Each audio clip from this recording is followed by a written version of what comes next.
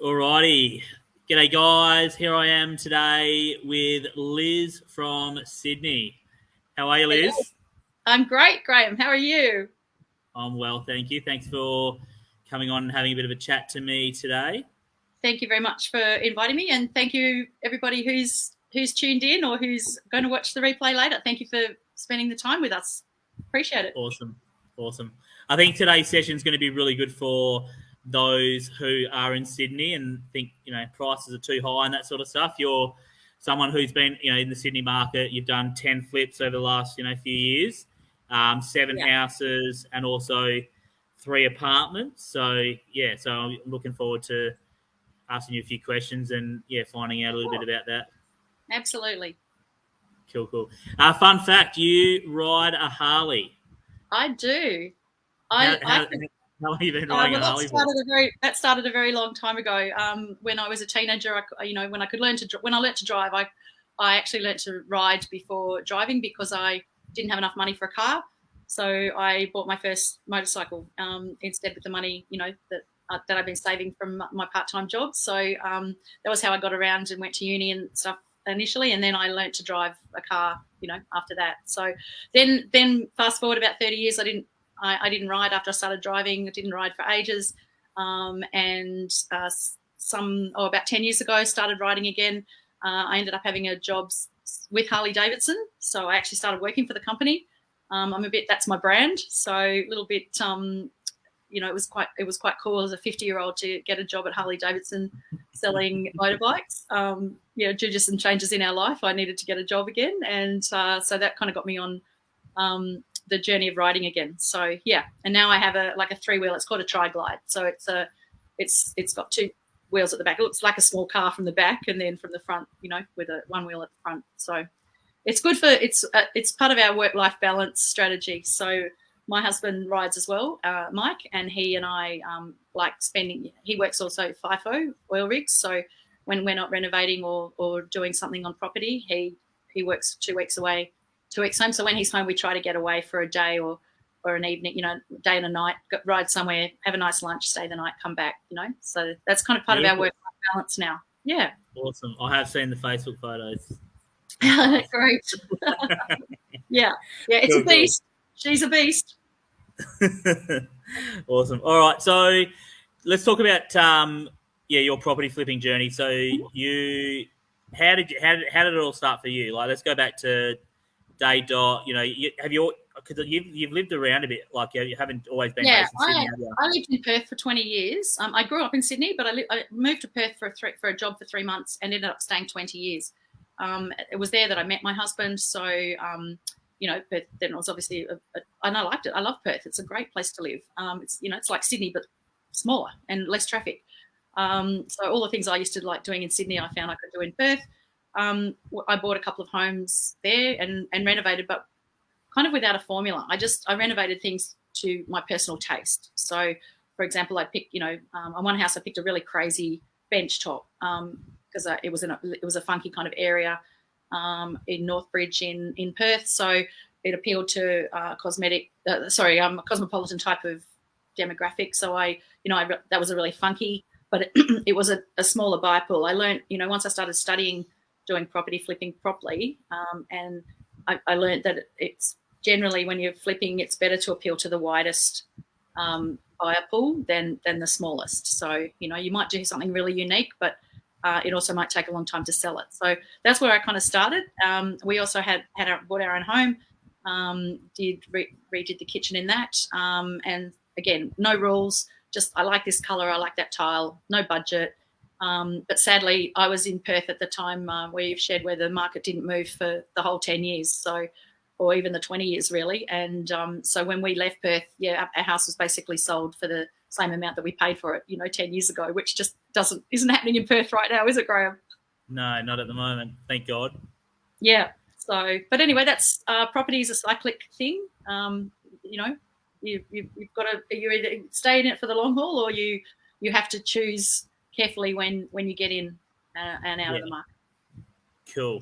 Okay, so what took you to Sydney? And Sydney's where you started flipping. That's where you started your flipping journey in Sydney. I started educating myself. So basically, my husband's job changed and moved. So we came to Sydney, which was fine for me because I had family here and stuff like that. So I really was then took on educating. That's when I got my job with Harley Davidson. That was fun for a while. Like I like riding, but I don't really like working in a kind of car dealership type of place. That didn't really suit me on a long-term level. So it was really just I did it for a while, but it wasn't the job for me anyway. And I had always wanted to be flipping, doing more property stuff because I like it. I'm a creative person. I really like the creativity of it. I like turning an ugly duckling into a swan. So I started focusing on the part of Sydney, like a western part of Sydney that had a lot of ugly red brick houses, 3-bedroom, 1-bathroom houses. Yep. And I bought the first couple we bought were. It took me a long time to find one because I was part of educating yourself is being an area expert, learning the suburb. And I was looking in the suburb directly next to the one where we bought. And for about 7 months, I was going home opens every single Saturday. 10, 15 places. Nothing just stacked up on my my feasibilities. And then an agent bought me a property in the very next suburb, which I hadn't looked at because the price point was just slightly higher. And then we found our first and second deal within about 6 weeks of each other after all of that long time. So, my comment there would be don't be despondent if you haven't found it yet. Just keep doing the work. They do show up eventually. And it is still all about the numbers. So that's what happened for us. We got deal 1 and deal 2 really quickly. In that part of town, and for both of those, there were properties that we could turn a 3-by-1, so 3-bedroom, 1-bathroom home into a 4-bedroom, 2-bathroom home, and that was what the demographic was looking for at the time. So and still is. So that was kind of a little model where we could make some do a very cookie cutter style of reno, like nice and clean and white and polished floorboards, white tiles, white kitchen, and new bathrooms and all of that sort of stuff. So we totally retransformed the homes, but we also added like an extra bedroom and an extra bathroom if we could. So that was basically deals 1 and 2. And then on deal 1, we decided to keep that one for a little while, and we built a granny flat on the back. So that then became a very good rental property, and we kept that for a couple of years as a buy and hold property. Awesome. And so you've obviously flipped it now then? Yes. So, when the market became very hot here, I think it was just about, probably part of COVID time, my agent reached out, one of my favourite agents reached out and asked me if I'd be willing to sell it. And I just threw a stupid number in the air and said, like, if you can get me this, you can have it. But don't come back to me with 100,000 less or 50,000 less or, this is the number we want. And that's, anyway, because he said that then the market had changed a little bit.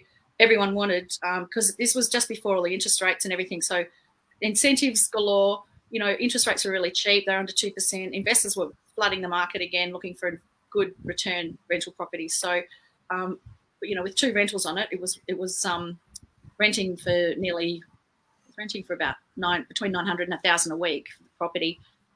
So it was popular for investors, who are trying to up all the stock, up their stock of their portfolios. So we just agreed then that fine, we'll take the equity out of it and move it into another flip. Awesome. Okay. So I mean, from all that, two messages I've sort of took was the perseverance. So it took you 7 months to get your first deal, but you'd obviously just kept on showing up, kept on going to the home open. So how important is that to people? Because I think a lot of people would have quit a long time before the 7 months if they didn't find a deal. Yeah, there's a couple of times I did kind of have meltdowns about it. Like I just so frustrated that I almost just bought anything for the sake of buying anything, and I nearly fell into that path maybe 2 times. Where I'll make the numbers work rather than looking at my feasibility and actually analysing, start the way we do our feasibilities, starting at the sale price and working backwards, reverse engineering everything. Instead of doing that, I was really trying to push it through, absolutely force it to work and hope for the best. And that I was actually working with a coach at that time who just was like, just don't do that. You're just going against everything you've just spent 7 months doing, or 5 months or 4 months, however long it was at that time. Just keep doing the work. And so another advantage of having a coach is that there's somebody to kind of hold you to account for when you tend to slip off the rails. It's like going off a diet. You know, if you've got to report into someone, you might behave yourself, and if you just your own devices, you might not. So yeah, so that was really helpful. Just not buying the right deal, because what you've got to remember is if you just buy something, it might cost you. You're not in a position then to buy the next deal, which could be the one that you really need to get. So sometimes you just let them go, because the right one will come along, and that took me a while to get my head around. Yeah. 100%. I couldn't agree more. So yeah, I mean, I that's a message that I sort of say a lot is, if it, don't try and make the deal work. If it doesn't work, just let it go. Because like the next deal, it'll come about as long as you keep showing up. Correct. And then we got 2 in 6 weeks. So the second deal was, it was just before Christmas, because we bought the first one in November. The next one was literally just before Christmas, and it was a deceased estate, 3 siblings. They'd already basically, it was in a shocking condition. Their dad had lived in the home, and and the 2 of the siblings, they were grown up men, but twins, but very didn't work. They were just slumming with their dad basically, and the poor dad. So anyway, they basically spent the money in their head, with a new car and whatever they were going to do with their share, and the sister just wanted to sell it and get rid of the boys, because they were just greedy and disrespectful and everything. So anyway, it was great for us. We that was one we actually made an offer at I think we paid $520. No, we paid $510. I was trying to get it for $500, but anyway, we had agreed on $525, but then we had there was some like piers work underneath, so stumps, underneath some of these brick houses, there's like brick pylons that hold the floor up, and we had a guy in to come and evaluate how much that was worth, because it came up in a building and pest inspection, and it was about $25,000 worth of work. So I took that off the price, and then we just negotiated. So we ended up with like $15,000 off for that, towards that, just simply because I'd paid the $500 for the building and pest. So that's another get a building and pest if you're dealing with old houses. Yeah, so if you get a building and pest, and then a structural defect comes up, you can obviously use that to negotiate and get the price down. And being that we were new to the game, we had no idea how much piers cost. So, we've done a few houses now, because a lot of them in that particular area have these same piers. So we have a general idea of what per pier, if it's got to be redone or the whole thing replaced or just kind of added to. But that comes with experience of doing 1 or 2 of them. But when it was our first one, we had no idea, so we had to get a guy in to give us the quote. But then that worked in our favour, because we paid less for the property. Yeah. Okay. Awesome. All right. So when were these first 2 deals secured? What year was that? Like when was that? Right at the end of 2018, and so we renovated. So we did them in 2019. You did, okay. But then since then, since 2019, you've done. Since then, though, you've done 7 houses in Sydney and 3 apartments. Is that right? Yes, 7, pretty much in the same area. So in the western part of Sydney. So for those of you from Sydney, it's like in the Blacktown area. And for those not in Sydney, it's northwestern part. It's about 40 kilometres from the CBD.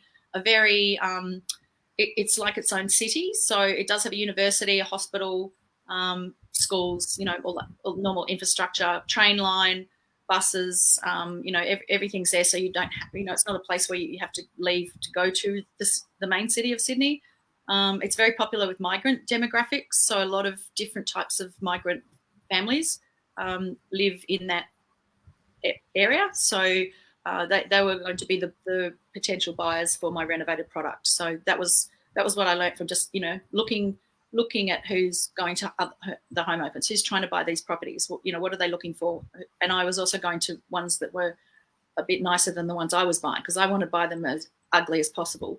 And other people, what were they paying for, and what are they prepared to spend their money on? What do they want to be near? What do they want to do? A good way to be an area expert too is go to the local Westfield and see who shops there. You can tell a lot. Just sit in a cafe and watch the people come past. Are they migrant families? Are they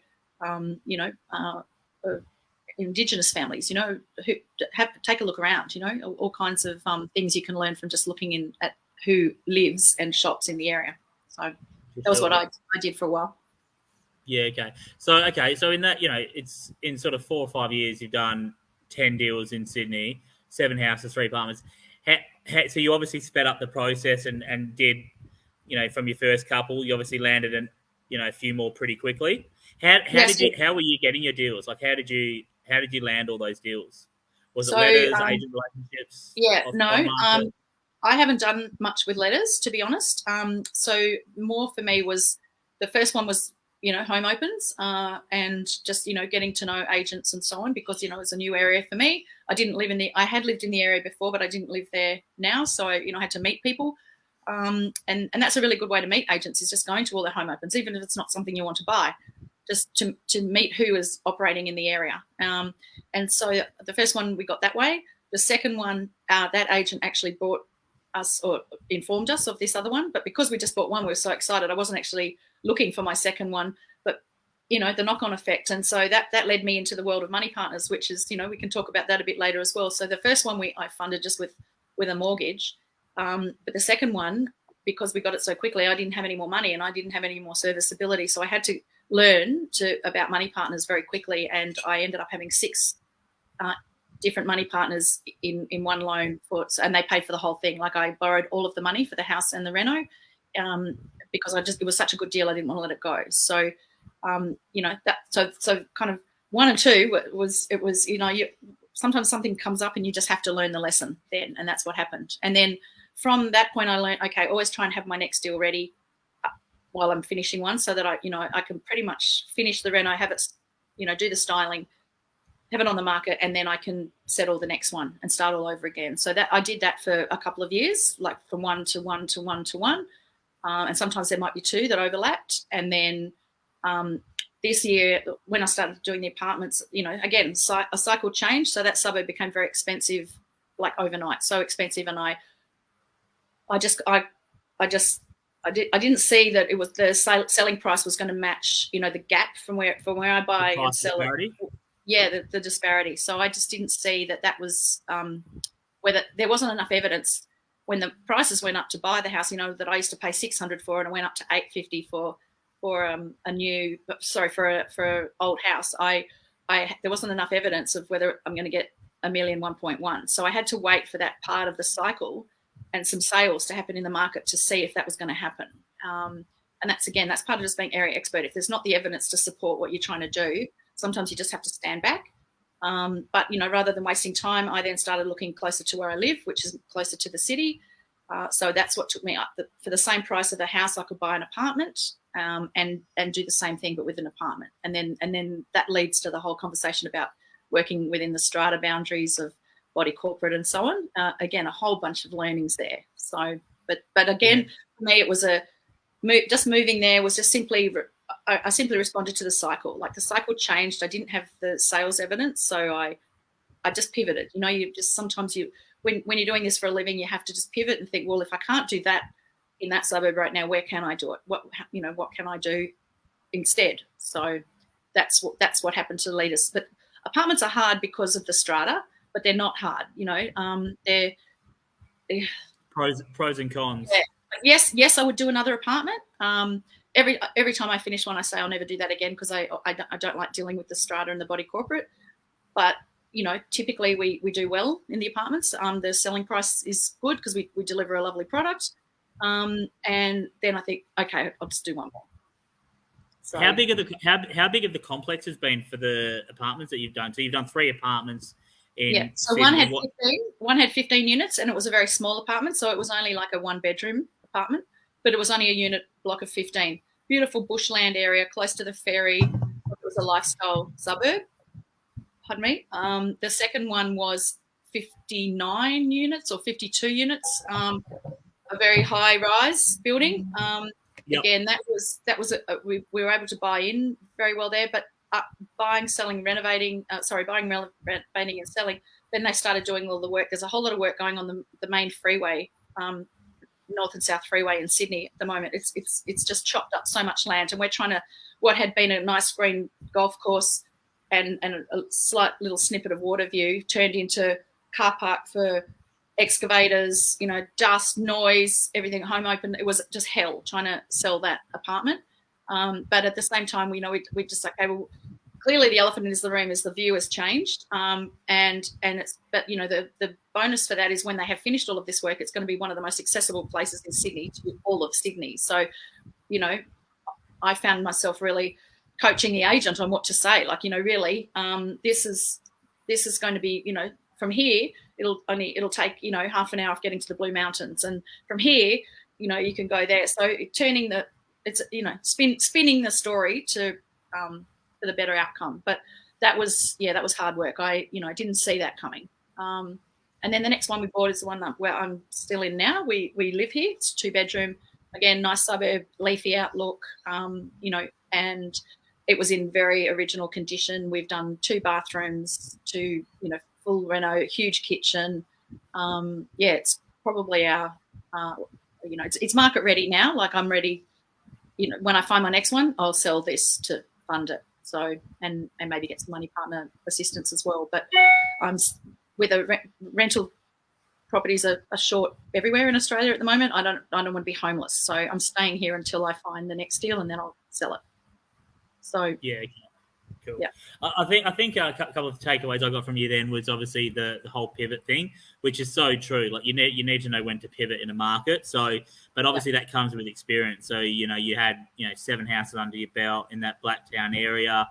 And then, with price growth and that sort of thing, you decided, look, I think there's better opportunity away from this Blacktown, I almost said Blackpool, Blacktown, housing market. And so you pivoted and went and started doing apartments. So, I mean, it adds to your learnings, your experience. But yeah, I mean, I think you mentioned it when we were speaking on the phone the other day, like the evolution. I think you said Karen talks about it, the evolution of the property flipper. So, and that's it's part of your skill set. It's part of it's knowing when to pivot and change strategy and stuff like that. So it's also knowing what you want to make out of a deal too. Like, I was happy with 40, 50 grand on our first couple of deals because I was learning. It was new. It was like, as long as we didn't lose money, I didn't really care how much we made. It was more. That wasn't the driver for me. It was getting the deal, learning stuff. I've learned about peers. I've learned about termites, asbestos. There's many things that you learn that unless you do actually do a project, you may never learn. You can't read about that. You can read and learn, but you don't learn until something attacks your hip pocket. Like termites they're doable, but it costs another $20,000. And so that's a chunk that came out of our profit. But that's fine. Like, I learned all about that, and I'm not scared of houses with termites anymore, whereas I was before. So so that's part of the evolution, and then on how much you're willing to exchange your time for money, basically. So now I chase. So when we started pivoting to the apartments, I was chasing numbers more like 100,000 a deal. So I started thinking, well, because there was enough evidence, I could see a buying price here and a selling price there, because apartments had been selling like that closer to the city forever. So there was a lot of evidence for me to see what I was going to be able to sell it for, whereas there wasn't that evidence when the market changed in the Blacktown area. Yeah, and it came in a few months, but it wasn't there right at the beginning. So I thought, okay, well, I'll run and do these for a little while. And now the next one I'm looking for is, the next level up. I'm looking for deals that will potentially return us over 250,000, because for the same amount of time and the same amount of effort I have to do, yes, it's a higher price point to get in, but it's also a higher selling price. So yeah, okay. So for those listening, you're in Sydney now, and in the apartment market, you're chasing 250 sort of profits now. Is that what you're saying? Yep. Yeah. And well, apartment or house. I'm actually looking for my next one. I think I'd like is a semi, where I'm happy to wait. Because we've done all cosmetic renos, so all of our stuff so far hasn't been structural. I haven't had to go to council to get approval. I've kept everything under the roof line. So we've been able to do cosmetic renos, which it includes adding a stud wall to make a bedroom. That was all. That then the council was all okay, as long as the roof line remained the same.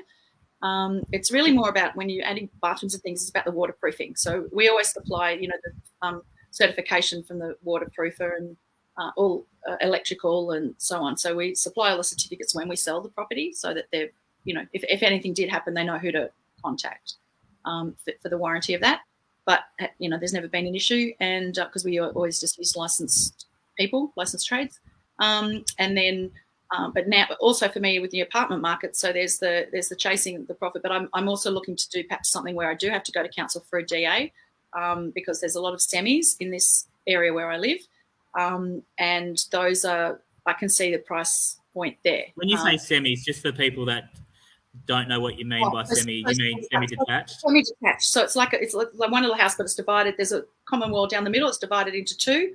So it just, it's, the roof line kind of goes like this, but it's cut in half. So someone lives here, someone lives there. And so in different states, I think they're called different things, but semi or semi-detached is the Sydney term. Often they're 2-bedroom with 1 bathroom, but they're very popular in a lot of cosmopolitan areas around the CBD to put another story on top, add another couple of bedrooms and a bathroom. But that will probably take a year to do that because we've got to go through council to get a DA approval to do that. Now I'm ready to kind of leap into that kind of structural reno now. It's also, I would live there again because it's, I can live in the mess for a year and then I want it all nice and tidy again. And so that's part of the game. But also I can see a good potential profit there by doing that. So that's what I'm chasing down at the moment, but I'm not having any luck on market. There's not enough of them and there's too much competition at auctions. So I'm going to have to do letters. I know. New skill for Liz. So the 10 deals you've done in Sydney since 2019 have all come from either on market or agent relationships. Is that right? Yes, a lot of them. Pretty much the 7 in Blacktown were all agent relationships. So I work the relationships very hard. I go and see a lot of home opens even when I'm not shopping for property. It's just part of my life. Now, Saturdays and now where I live closer to the city, they often have home opens on a Wednesday. So pretty much my work day on a Wednesday and or a Saturday is house hunting, whether or not it's something I want to buy. Because sometimes I'm looking for what I'm going to sell what my property is going to look like when I sell it. So I want to see the agents that are selling those properties. How long does it take? What do they get? And if you go and you meet, you're part of meeting agents because in this area, a lot of the time they hold the price. Like when they sell it, they don't publish the price. They just say price withheld, which is really frustrating if you're somebody starting and you're trying to do research. And even if you're not new like me and you want to know how much something, they want, But if you know the agent, sometimes you can, because you've spent some time building relationships with them, I usually just call them and say hello, and then often they'll tell me what the price is. So that, that helps me then with my pricing where I think my property is going to sell for. So I think it's very important. And from that, I've been very blessed to get all of those other deals.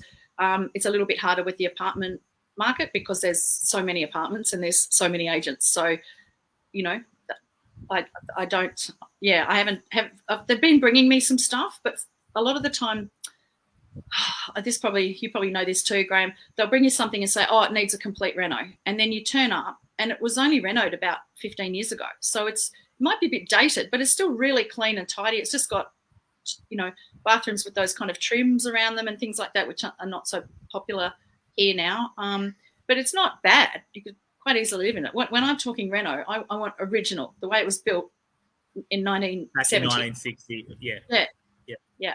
So, and trying to educate the agents like that, sometimes a bit frustrating. But anyway, we're getting there. Awesome. It's good that it's good that we've all got different strategies. I mean, letters is the only way I find property, but you have, and you've done 10 deals and haven't even got one from a letter. So it shows you that there's more than one way to find a deal. That's for sure. But again, we talked about the pivot. Now I need to pivot because what I'm actually looking for, I'm having difficulty finding. Like all of this year, I've been looking for this and I haven't found it. So guess what? I have to pivot again, and it'll be letters, and my legs will appreciate that. Yeah. Whereas some people, might just walk away and say, "Oh, it's too hard. It doesn't work. The strategy I'm using doesn't work anymore." But a savvy investor, savvy flipper is going to think, "Okay, well, that's not working. What is working?" And then So no, that's cool. There's always something that works. Always. I haven't done an apartment before, but funnily enough, I just had an offer accepted on a property today on an apartment. My first one, it was actually a bank mortgagee, and I wasn't expecting to get it, to be honest. I just lowballed the hell out of it, and the agent called me up today to say to me I've got it. So, what would you say to people who are doing apartments? So, what would be the lessons? Because I mean, I suppose what I think of a strata or body corporate, like you said. But then I also think, I wouldn't want to be in a really big complex because it might be harder to sell because there's more competition and stuff like that if there is. So what would be your tips? Is there any sort of apartment complexes that you'd steer clear of, that sort of thing?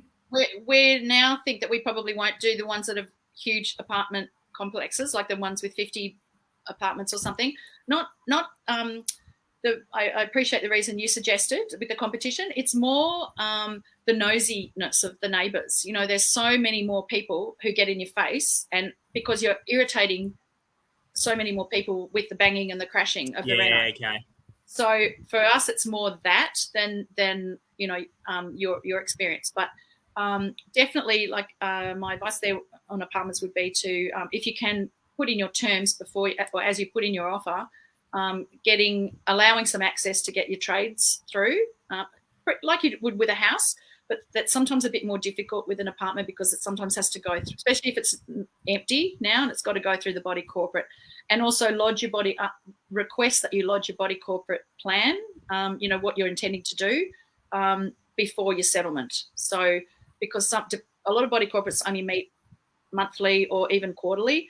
So you need to find out when they're going to have a meeting, and they would need to call an extraordinary meeting to approve your thing. That in New South Wales, at least, particularly if you're doing bathrooms, anything with waterproofing has to have a bylaw, which included into the strata report. So you have to pay a solicitor to write a bylaw to add to the basically the strata minutes. So we didn't have to do that with the first apartment because they basically ran their own body corporate. A couple of owners ran it rather than the strata manager, doing the bulk of the work. So they didn't, it was very easy to deal with them. But the next one was all by the book. I had to, and then they met on a certain day, and then we had to wait. And then the guy from the strata manager didn't lodge the report with the body corporate. So we waited 2 months for an answer, and he hadn't even lodged it. And we, there's no way, we didn't know at the time how you could follow that up, we kept ringing him and he kept saying, I'm just waiting to hear from them. And then we met someone who was on the strata committee of the owners, and they were the ones who told us that they had never received the application in the first place. So he confirmed in writing that he'd submitted it, but he hadn't. So he basically lied. But those are things that you don't know are going to happen because you assume that he's going to do the right thing. Now, people do what people do, So I'd be very attentive moving forward. I'd be very attentive that, when does this owners court meet? When will the meeting be? When, and that you want to get that approved because you can't make a single noise, can't demo anything, can't do anything until it's all approved and the bylaw all done. So get all of that done first. Then that's probably the biggest takeaway. And be nice to your neighbours. They're all going to have an opinion. They're all not going to enjoy being, because in apartments, obviously, you tend to live more closely than in homes that are a little bit bigger.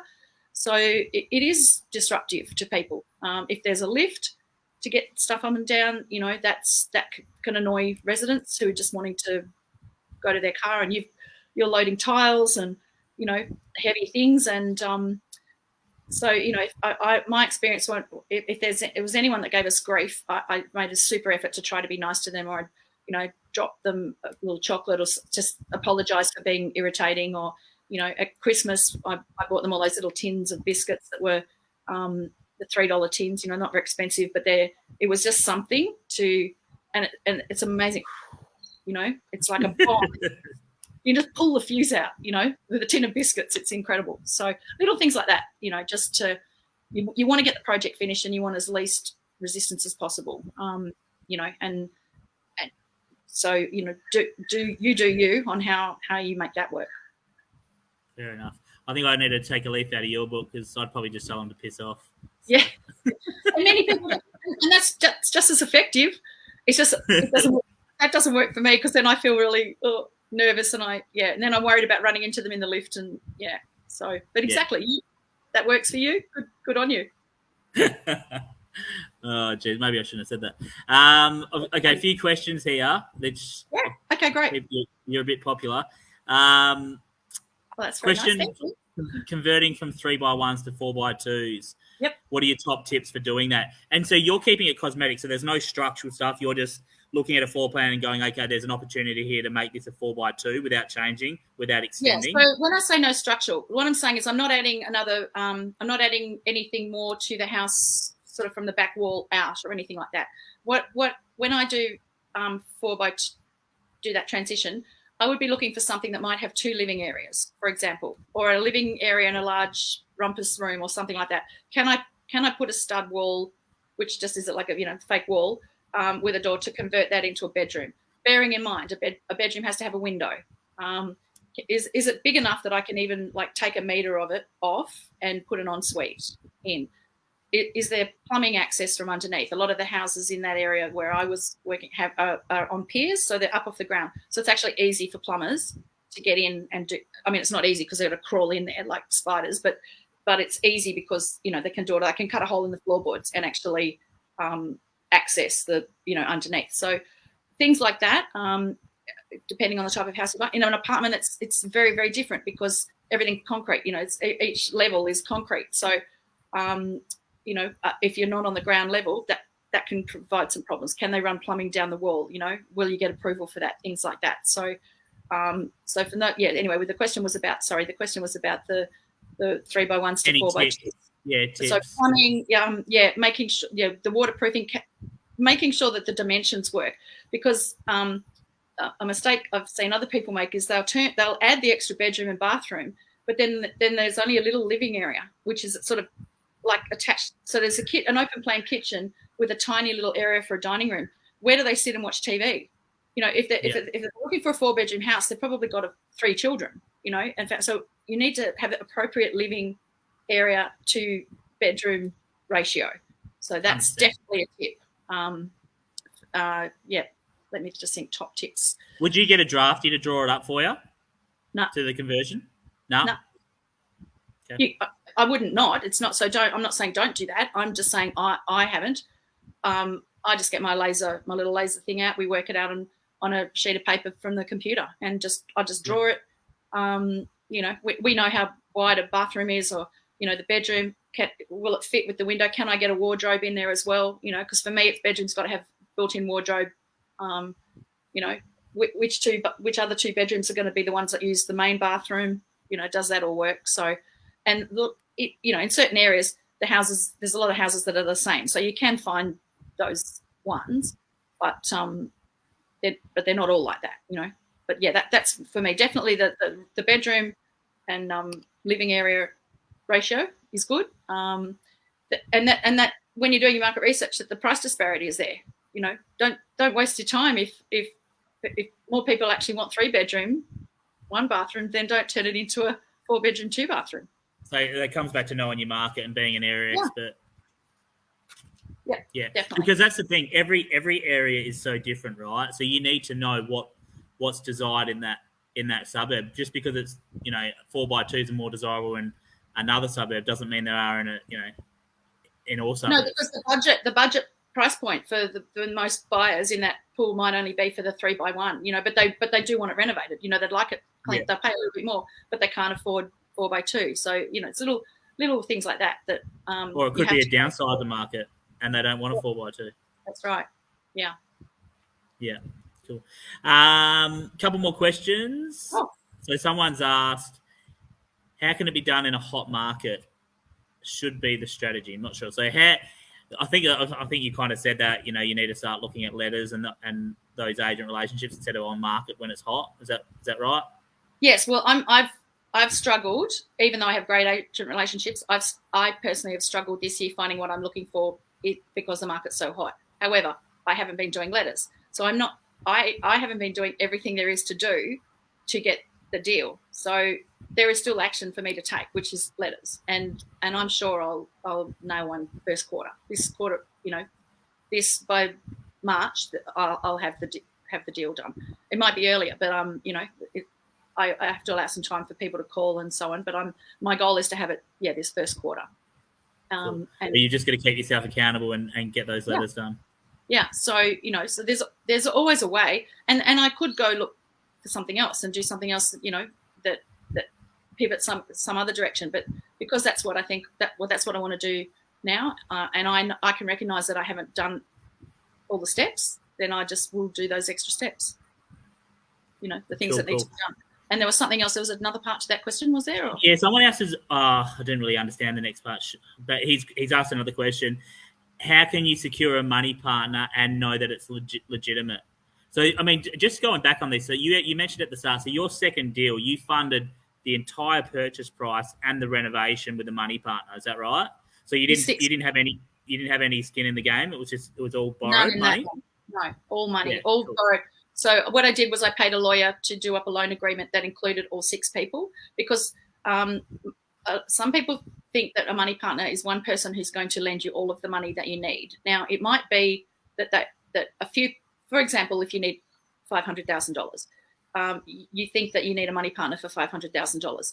That's one way. But there might be 2 money partners with 250, or 5 money partners with 100,000 each, who all are willing to invest, based on you building relationships with money partners. So,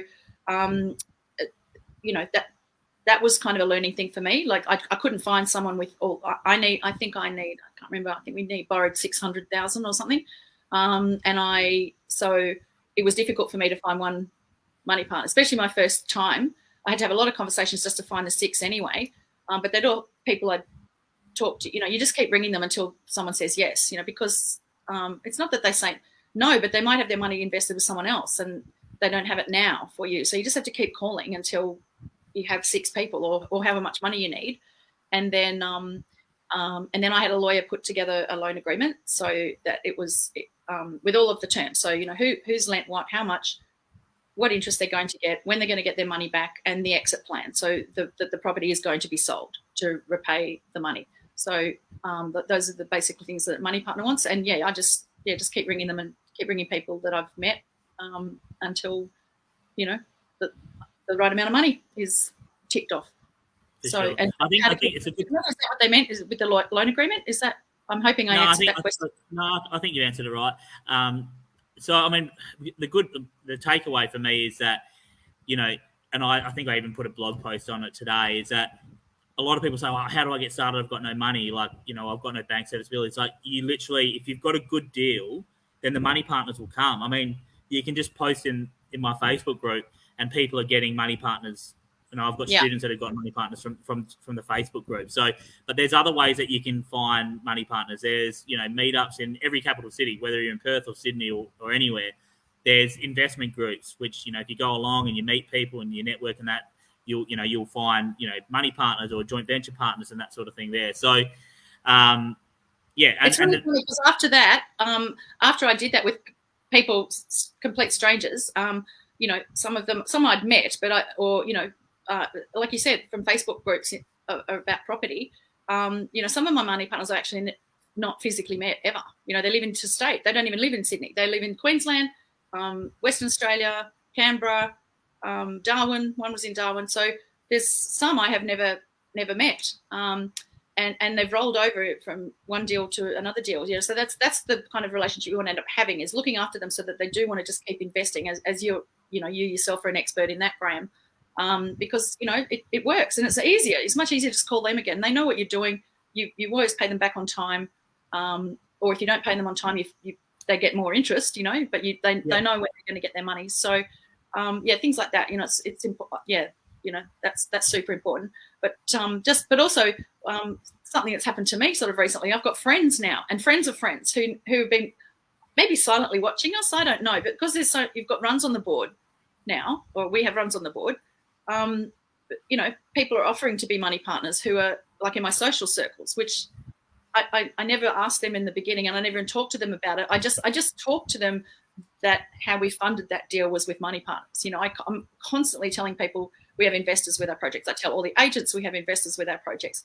So people know that that's how I operate and get my funds, but I'm not necessarily asking them for money. But the more times you talk about it, it's energetic, like you talk about it all the time. It just kind of comes when you need it. So, that'd be a tip, just talk about it. 100%. That's how if you have no money, then keep talking about getting investments, getting investors, getting money partners, and just, keep looking for that deal. So, And if you've got a good deal, and you're going to get a money partner, they're going to make money on it too. So exactly. Well, yeah, that's number 2 that I was sharing about. The money partners made most of the money because that was another learning. You know, that was we were busy finishing the one, and then we started a granny flat on that first deal. And Mike was away working, and I had a full-time job as well. So I was doing a lot of my full-time job and not being on site, you know, for the reno.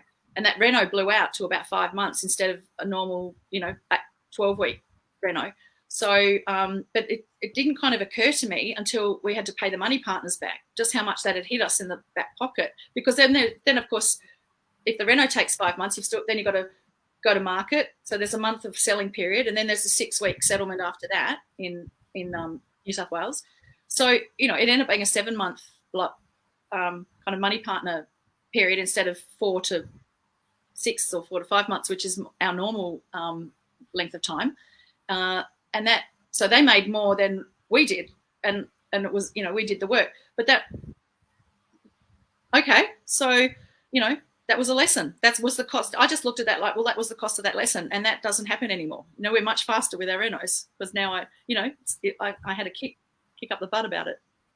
Okay, so you took a learning away from there that time is money, and the longer that you're holding onto the money partner's money, the more it's costing you an interest. Oh yeah, absolutely. Yeah.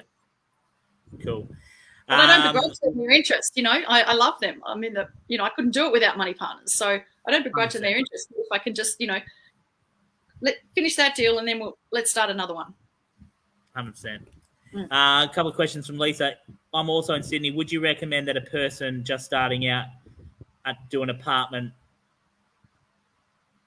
Would you recommend that a person just starting out an apartment would be a safer choice than a house? No, not safer. Both good. So either or. Depends on your budget, money partners, where you live. You know, for me, I don't want to drive further than 45 minutes. So I don't look at anything really that's outside about a 45-minute drive for me from home, because for me now I'm in a position where I want a bit more work lifestyle balance. So, you know, I want a bit more time, not as busy as Graham, for example. Not, you know, like we were in our, you know, 3 or 4 renos a year, like, or Graham, you know, doing about 7, like smashing them out. I don't want to be that busy on renos, or, you know, for me. So it's a lifestyle choice. I just choose to have more time to do our family things and stuff like that now. So I'm looking for deals that pay more. So I still get more money, but I don't have as much, and they have to be within a certain driving distance for me. So whether it's an apartment or a house, to answer your question, Lisa, is doesn't matter to me. It's you know, they're both really great, but again, you know, body corporate rules with strata can be a pest. House rules, but then you could get a nosy neighbour. So, you know, I'm not saying house will solve that problem for you, but one positive for the duplexes or apartments is you don't have landscaping to worry about. True. Because my pet hate with renos is the landscaping. Oh, when that's I have funny. a reno, it just annoys me because it's extra costs. That's funny. Mike loves reno, so that doesn't bother me. See, he likes that, and I like doing the styling, so that's easy. That's the easy part at the end for us. I mean, Lisa, when she had a thing here saying, "Do you mean duplex?" So yes, semi-detached. Liz did mean duplex. Yes. Similar, although yes, it is a duplex, but often semis are usually in Sydney. My experience is a semi is kind of an older property, and a duplex is often a new build. They seem to call them duplexes, not semis anymore. I don't know if that's in Perth. I would call the old style when there's, like you explained. I'd call that in Perth. I'd call that a duplex. Yeah. Okay. Yeah. Like you said, every calls things different. But that's fine. Yeah. Gemma, do you live in all your properties? No. Good. Very good question, Gemma. So, very good questions, everyone. Thank you for asking them. No. I tend to prefer to not live in them because, you know, it's messy and dusty, and sometimes you don't have a bathroom, you know, for a while and things like that. So then you have to get a portable, and that's not fun in first thing in the morning. However, I have a mortgage in our own name, so we tend to move that mortgage from principal place of residence. So we, you know, for our home, so we'll move that mortgage from deal to deal, which is our home. But even though it's our home, it's still a deal. So I haven't got my forever home yet, so because I'm still working my way up. So these are still projects. So while they're comfortable and I like living there for the time being, they will be moved on. All the other ones I buy for flipping are in a company. We have a company set up specifically for flipping, and we would tend to buy properties to flip in the company name because the company's job is to flip properties. So we don't pay the capital gains tax under those rules. We instead pay our income tax through the company on the profit that we make. So yeah, awesome. So there, yeah. Cool. So you've got two strategies. So you've got some that you buy in a company, which you flip, and then you've got another company where you renovate it, you live in it, and then and like you've done now, so you're living in the apartment at the moment that you've renovated, but you're looking now for a semi-detached. And when you find that project, you'll flick the one that you're in now and move in and do that one. Correct. But because it's been my principal place of residence for over a year, the capital gains tax is exempt. Beautiful. Yeah. Next question. All right, next question. Before you mentioned having to coach the real estate agents in how to word things to potential buyers, we are finding ourselves having to do much the same. Regional towns with that many agents to choose from, and none have really ticked every box. My question is, how do you coach the agents without offending them? I'm finding they are missing a lot of the key details and listing descriptions.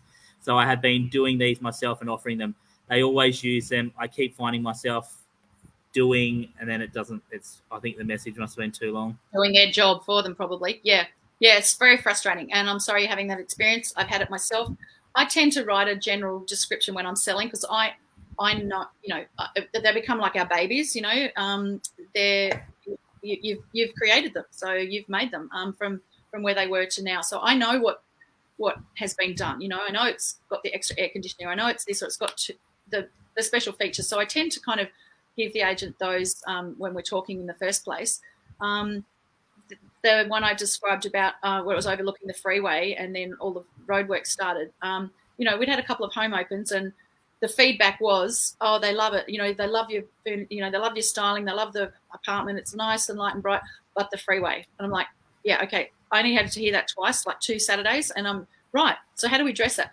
So what I did was I actually went to the Transport for New South Wales and got the schedule of what was happening because they put a lot of stuff in the letterbox and things to keep residents informed. So I got all of that. I had it laminated.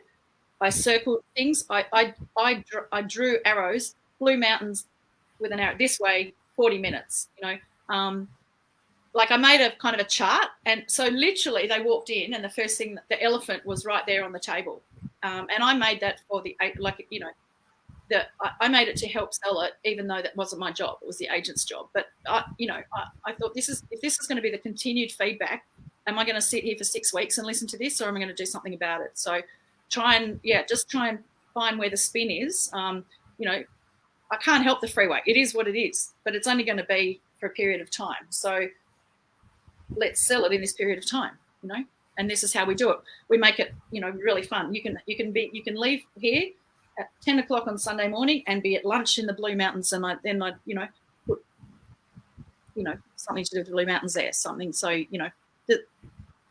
it's just marketing, really. Yeah. Yeah. I think I've met you once at an event in Sydney, and I think one of your strengths is that you're like a massive East, aren't you? Yeah. You're very just relationship oriented. Yeah, you're such a people person. I remember the first time I met you, we didn't even know each other, and I just went up to you. I was like, "Oh, hey Liz, I've seen you and stuff like that on some videos and stuff like that." And you were like, and I said, "Who I?" You're like, "Oh, you're Graham from Perth," and then like that. I think we spoke for like half an hour, and you probably did 90% of the talking, but always. You're just a kid. Yeah, sorry about that. Yeah, I do. Can't help it. No, but I think that is definitely a personality trait. No, very people person, very oriented. But yeah, and I try. And if the agent's not doing what he needs to do, and I need to sell it, then I have to. I can either I express that I was not happy with the situation. I'm not afraid to give people feedback, but I also take on being responsible for getting the job done. 100%, I just need it to sell. So what can I do? Because they're selling lots of houses. It's just not mine. And people sometimes forget that they've got their head thinking about this one and that one, and they need, sometimes I know, well, this one is special because of these reasons. So yeah, that's why I did that. So basically, so to answer Carissa's question, your strength is that you just build relationships with people and just, you're good at that. You've got those people skills. So someone like me, who's probably a bit more blunt and more north, who, more, I have to probably put in more effort than someone like you. It just comes natural and people just naturally like you, I think, because of your personality. So yeah, so that's one of the things it's one of those things. I'm trying to be more like you, Graham, like more north, more just get it done, just take more action, which is why now I'm going to do just do more things to just get the job done. But I also recognize that I do have very strong people skills, which helps me a lot in negotiating. I can usually find a win. Something could be a very complicated problem. Like, for example, I'm in a joint venture deal with a build in Nelson Bay at the moment, and the joint venture partner died, and that's left a huge mess for everyone else to clean up. And I'm the catalyst to kind of make that all work for everyone, because I can see a win for everyone, but everyone's fighting for themselves, trying to get it. And I'm like, no, let me just okay. You've got to go into more detail. You've got to go into more detail on this deal. So, tell us about this one. So, it was someone else's deal, and we went in as a joint venture partner, meaning we're a money partner, and a couple of my money partners also joined the deal. So, we've kind of gone in with a share of this particular deal, which is yet to be built. So, for over a year, we've been waiting for the DA. We've got the DA now. The build is about to start, and there's a few money partners in this as a joint venture. And then the person whose deal it was died in November and left a big mess. So, but just suffice to say, didn't know she was as sick as she was. A few lies have been told. We're kind of unraveling the damage that's been done for that. But what we've worked out, like, were we able to just sell the land and not do the build? So that was one strategy. Could we sell it to the builder and he buys the deal and just release all of the money partners? This is where the strength of a really good loan agreement helps. So since November to now, it was 6 weeks of very stressful time trying to sort this out, where who's going to buy who, how are we going to get it? Is everyone going to lose their money? What's going to happen? But we've worked it out now where we're actually so the two lots of money partners, so my group and the other person's group, we've spoken a lot, and we've decided to do the same thing. So we agree on basically everything. So we had 25% each, and the deal person had 50% of the deal. So we've decided to up ours to 33, and we've cut the builder in to the other third. So we now have thirds in this deal. The 50% was never ours in the first place, so there's no point being greedy and trying to get it all unless you pay somebody out. But as it's still to be built, it's a long way till any of us get paid. So I have to try and find the best way for us to get the most out of it, and it's a profitable deal, but it has to be built.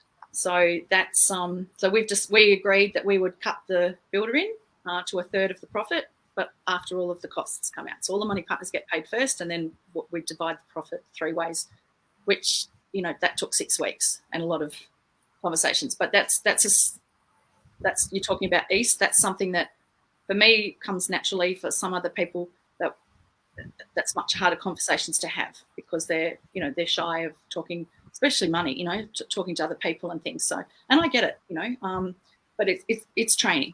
I think you can. Yeah. Big takeaway from that was obviously was having the right loan agreement in place and having because you just don't think. I think when I being willing to have win-win or win-win-win, as it not, you don't have to have it all. Get better than it was, and doesn't have to be the whole thing. Like, make it work for everyone that's involved. That's that's, I think, critical. Buyer seller. Someone doesn't. You don't have to steal a property. Buyer seller. You should both feel like you've won in it. Yeah, they feel like they're getting. So that's a development. Then what is it exactly? How many are you building, and what are you building? Townhouses, duplexes. So 2 pairs. It's a double block, Yeah. 2 pairs. Yeah. Yeah, okay. And so when will construction start for that? 2 weeks. Yeah, right. Yeah. So ready to go. Yeah. Cool. Finally. All right, a few more questions. How long does it take you to turn around a reno? I think you said before about 3 to 4 months. Is about right. Yeah, is where that right? look, it depends. If it's just keeping the same floor plan, like if it's a 3x1 and we're doing a 3x1, we can knock that out in about 6 to 8 weeks now. If it's more, 8 to 12 weeks maybe, depending on and time of year as well. Like if we're trying to do, this apartment that I'm currently in at the moment, we tried to get that done in 6 weeks, but it was November of last year, so it was Christmas. So you lose time for Christmas trades. Something goes wrong, or the cabinets don't fit, or something. You've got to wait till everyone comes back from holiday, so things can blow out a little bit there. But our typical turnaround is definitely under 8 to 12 weeks. I would have to say, mostly under 8. But. Cool. Someone's here said, do you have any before and afters, especially floor plan? I think they're getting at converting a 3x1 into a 4x2. Not just handy, but if you've got something and you want to share it, feel free to. You don't have to, but if you want to. Well, here's how we do it. So here's how you can do it. Go on to realestate.com. So whoever asked the question. So find a house in a suburb that you might want to look. And if it's on realestate.com, typically they have a floor plan if they're with an agent. So print that out in the big thing, and then just practice. Like get a red texter and work out where you might. Is there another living room? So could that be cut off, and add an ensuite, or just turn it into a bedroom? Sometimes you don't need the extra bathroom. It's extra cost, it's waterproofing and stuff like that. Have a little play first. I'll see if I can. I mean, mine's scribbles, and then I change my mind and I want it here and there. But that's how we start. I literally print out the floor plan, and or 3 or 4 of them, and I draw with a red pen everywhere that I think I might want to change something. Add a wardrobe, move the kitchen, change the design from just like one strip, one bench top down the wall. I might want to turn it into like a U shape. So, it's got a return on it, and you can put 2 stools or something like that. So I just draw it. Cool. Hope that helped. Okay, so we've got one more question in here. What are your slippage costs, transactional costs while operating as a company, e.g. stamp duty, real estate fees, financial agreements? Do you have a percentage you work off? Well, it's kind of the standard fees. So Sydney's, New South Wales is very expensive stamp duty. So it's there's a sliding scale, but let's roughly say 3.8%. So, if I know what the purchase price is and I can work out the stamp duty straight away. A loan agreement, depending on how many money partners I've got, can cost $1,500 up to $3,000, depending on how complicated it is. If there's certain clauses I have to put in, the more money partners, typically the more it costs, just simply because it's more work for the solicitor. They've got to email more people. Everyone's got to sign it. It's got to go into DocuSign. Like there's a bit more admin for them, so that's why it costs more for more money partners. But that's why I only do one loan agreement. I don't do one for each money partner individually. I include them all in the one, so I'm only paying that fee one time. Other transactional costs, holding costs, so money partner interest is something, whether I'm using a portable mortgage, like a mortgage from one property, and then I'm topping it up with money partners, so then I would have to keep paying the mortgage while the property is being done. All of those are, they're just the same each time. But cool. I'm not sure if I answered that question, but if no, not, that's just good. Put another comment and I'll flip through. Got a question from Margaret. Got a question from Margaret in the Facebook group. What are your tips for first-time flippers in the Sydney market? Because everyone's hung up on the price point. They don't realise that it just matters between the what you buy it for and what you sell it for. And because just because there's more money partner costs and more stamp duty, it's irrelevant really. But what would your tip be? So really, the disparity, like what you can buy it for, original condition, and what you're going to sell it for. Like how much. Top tip is how much do you want to make on your first reno, and then find something that. So you basically start backwards. So find something that's you know, go to Home Open and see what you think the one you're going to buy is going to look like when it's finished. So it's with its nice shiny white tiles and all of that and all styled. So look at that and what that's selling for, and then you take off the renovating costs, and then you take off the selling costs, the agent's commission, and you take off any holding costs if you've got a mortgage or money partners, and you basically work back, which then tells you how much you can afford to pay for the property. So, you know, sometimes you get it, sometimes you don't, but that's pretty much the kind of formula how to work that out. And so the disparity is, you know, from where you buy to where you sell. Have you built in your profit as well? Because that's one of the other, I forgot to mention that in my list, but I always add in how much I want to make as profit as well. It's like a renovating cost. So, if, you know, if I want to make 50,000, I put that into the equation. So if I want to make 100,000, you know. Yeah. So my simple formula for that is your sell price, what you sell it for, minus all your costs, minus your minimum profit that you're willing to make. Yep. Equals your maximum buy price. Correct. And then also, how far do you work full time? Will you be doing the reno yourself? Will you have to do it on weekends and after work? Are you free to do it during the day, like to be there with your trades? Like what depends on your own circumstances as to, that's another tip, you know, how far do you want to travel? You know, I have a 45-minute radius now, prefer half an hour, but, you know, it'd have to be really special for me to want to travel an hour each way, you know, particularly as there's a lot of tolls in Sydney, so it's very expensive to get back and forth from where I live to like the Blacktown region, for example. It's like $30 sort of each way. You know, and you're doing that 5 or 6 days a week, it's it adds up. So, you know, think about those things. And again, that has to come off your costs. So, Yeah, cool. Hope I answered that question. Look, there's so many tips. I mean, yeah. But for sure. The biggest one, I think, you know, buy here, sell there, is it giving you the profit that you want? Yeah, definitely. Okay, what else have we got? Okay, so talk to me a little bit about, you know, from here on in for you, what's your plan? I mean, obviously you said your next one's going to be a live-in renovation. You've obviously got this development on the go. I know you've got a rooming house that is already on the go as well. Yeah, that's the biz work done. That's in Brisbane. Again, that's just something, you know, you get into a lot of property spaces, you know.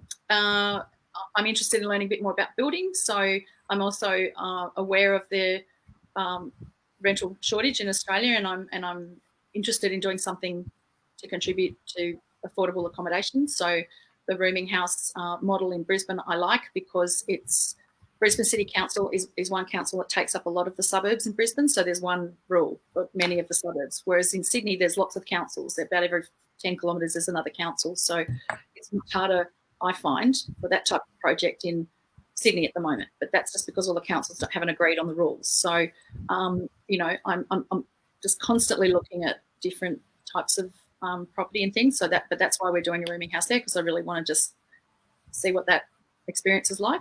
But I'm still continuing because of my creative nature, and I need someone, you know, I want a bigger home than the 2-bedroom apartment in which we live. You know, I'll continue to do renos as well. So I'm not stopping renos. I'm just, you know, I'm definitely still going to be flipping for, you know, 5 more years, I'd say. Cool. So, I mean, that's the cool thing about the property space, and the more you know, the more that you network, the more education you get. You know, you can flip property, you can renovate and hold and create equity, you can do development, you can do rooming houses. There's just so much stuff, and I suppose it all comes back to pivoting and having, you know, multiple strategies and that sort of thing. Like, you don't have to just have like this, I'm a flipper. It's like, I flip property, but I also accumulate property, or, you know, I also do development, or, you know, so. Yeah, flipping, I like, you know, I'm really glad I started there, because it does give you chunks of cash. You know, they might only be small chunks, but they do add up, you know. As you yourself, Graham, you know, you're now jumping in and you're in a hot market too. I'm not saying you're doing it because you're in a hot market. You know, luckily you're benefiting from Perth at this point in time.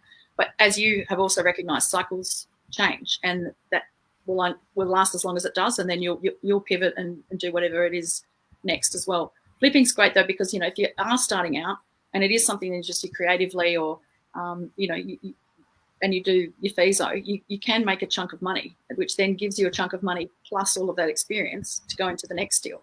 And, you know, even if you just did 1 a year or 2 a year, you know, it doesn't take long to build that up, you know. I mean, we did quite a lot in the beginning because I wanted these little chunks. Now I'm kind of easing back because I want to do a bit more family stuff. But I'm unwilling to let it go because, you know, I'm constantly watching the market. So it's a terrific place to start. Yeah. And flipping allows you to replace your income and therefore go full time as well. And not work at Harley anymore. Just ride the Harley. That's right. Yes. All right. Last couple of questions. How do you become a money partner? So I think Sonia's potentially interested in becoming a money partner. How does she do that? Pop a little post in Graham's group. I would say you'll be inundated with people that want to meet you, Sonia. So thanks for including me. So thanks for owning up to that. So it's just a conversation really. So post that you perhaps considering. And for whatever reason, is it just to earn some money?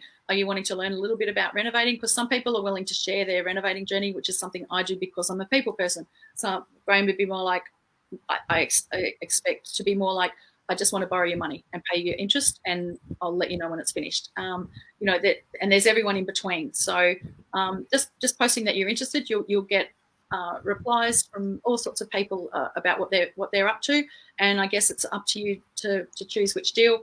At that point, people who are practiced in money partners, you know, for example, like us, we would explain sort of the behind the scenes rules, you know, what happens with a loan agreement, you know, interest and all that sort of stuff. So, but I think it's just if you how to be a money partner, just express your interest in being one. It won't take long. There's going to be a lot of people that want to be your new best friend. That's right. Yeah, for sure. Would you recommend selling a property yourself or going through a real estate agent, and why? Both. Done both. Real estate agent, you know, that does take some of your profit, but depending on where the property is and the price point as well, you can save that money doing it yourself. There's companies that you don't even have to. You can basically kind of pay a small fee, and they give you access to the legal contract and things like that you need, so you get the right paperwork. Are you comfortable doing your own home opens? So or have you got a friend who can do them? Because, you know, you have to open the house. Are you comfortable when the people see it on the internet taking those calls? Are you comfortable answering those questions? If they want to see it for the second time, do you live close enough that that's convenient for you? You know, do they want to see it Wednesday night at twilight? You know, does that work for you? So you've got to be available if you're going to sell it yourself. And I have done that, and I lived, you know, like 40 minutes away. So I had to really structure my time and the times that I would be willing to open the place for people. But it was being a people person didn't bother me at all. Of course, it was easy for me, but I know some people who would just be horrified at having to on Monday call everyone back to see what they actually thought and get the honest feedback about the property they've just renovated, because, you know, sometimes it's not easy to hear what people think of your baby. You know, but yeah, so but agent on the other hand, like in my area, in the apartment area, I will probably use an agent for this apartment because they have strong databases, and there's a lot of downsizers in this market where my apartment is, so they have access to a lot of people who've been looking for a while. I'm not saying they wouldn't find it if I put my own ad up on realestate.com, but it's potentially something we could sell off market just through their own databases. So it swings and roundabouts. I support both. Yeah, but there's good and bad in both, and the bad with an agent is usually how much it costs. Awesome. All right, last question, because I'm mindful that you've got some friends over and you want to go drink some wine. So, thanks. They're property friends. This is what happens. Yeah. We're friends with everyone in property. So one of my students, last question, Vipul, have you faced any issues renovating non-brick houses? No, I did. No. The market, my Blacktown market, there's a lot of asbestos houses, or they call them fibro. So the actual outsides of the house are made from fibro, which is asbestos. It's fine. The problem with asbestos is when it's airborne. So if it's like particles of it, the actual solid thing is no problem. Those houses have been standing since the 1950s and 60s. There's a lot of them. People in that area are used to them. So it's an area that I know it's not a common thing in Perth. So I know Graham is like, no, run for the hills. But in that particular area and some parts of Sydney, it's very, very common to have asbestos housing. I've clad them. So I've put cladding around them to cover the asbestos to make it look like a little timber house. I've painted them, and I've also there was a paint product that had like a Rendu texture in it, and we did that on one house, which looked fantastic until it started to blister, and for about 6 months after, it kept getting like pimples all over it, and it was just a freaky thing. The guy that did it has done hundreds of them. This has never happened, but it happened on my house, and I'm trying to sell it.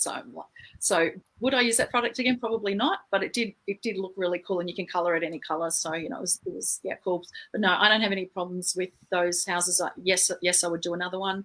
They're not my favorite. I prefer the brick or the clad houses, but I wouldn't say no if I could get it for the right price and it had the right floor plan and I could do what I wanted.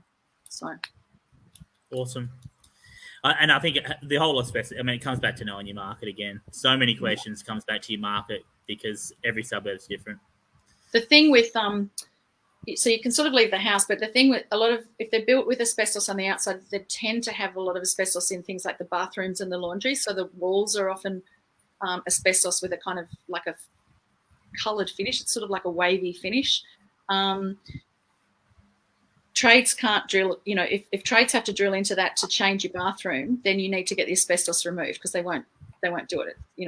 It's not safe. So you have to get a professional asbestos team in to actually do the demo and then rebuild the walls and so on.